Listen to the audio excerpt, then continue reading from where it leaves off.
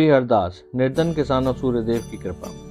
एक छोटे से गांव में धर्मदास नाम का एक निर्धन किसान रहता था। उसके पास ना तो बड़ी जमीन थी, ना धन दौलत। वर्षा कभी समय पर होती, कभी धोखा दे जाती।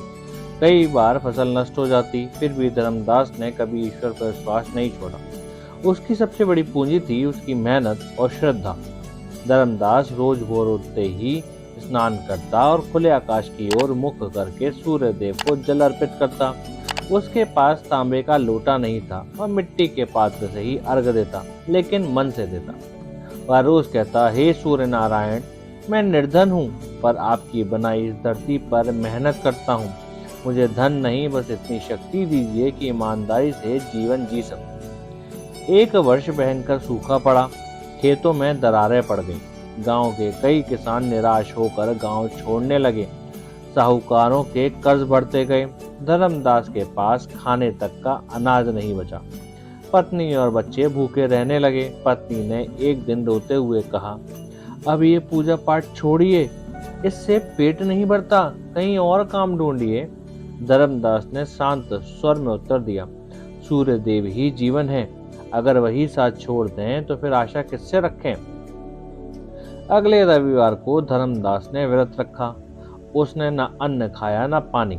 सुबह उगते सूर्य को देखकर उसने हाथ जोड़ के कहा, हे प्रभु, अगर मेरी श्रद्धा सच्ची है तो मेरी मेहनत को व्यर्थ मत जाने दीजिएगा। उस दिन वह खेत में गया जहाँ जमीन पूरी तरह सूखी थी।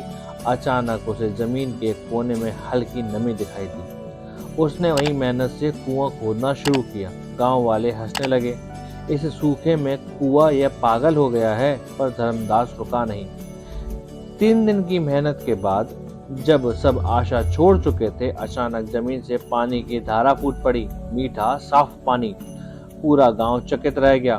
उसी जल से धर्मदास ने अपना खेत को सींचा। कुछ ही दिनों में उसकी फसल हरी भरी होने लगी, जबकि आसपास के खेत सूखे पड़ रहे थे। लोग समझ गए कि ये केवल मेहनत नहीं, सूर्य देव की कृपा थी। फसल अच्छी हुई। धर्मदास ने पहले अपने कर्ज चुकाए, फिर गांव के भूखे लोगों को अनाज बांटा।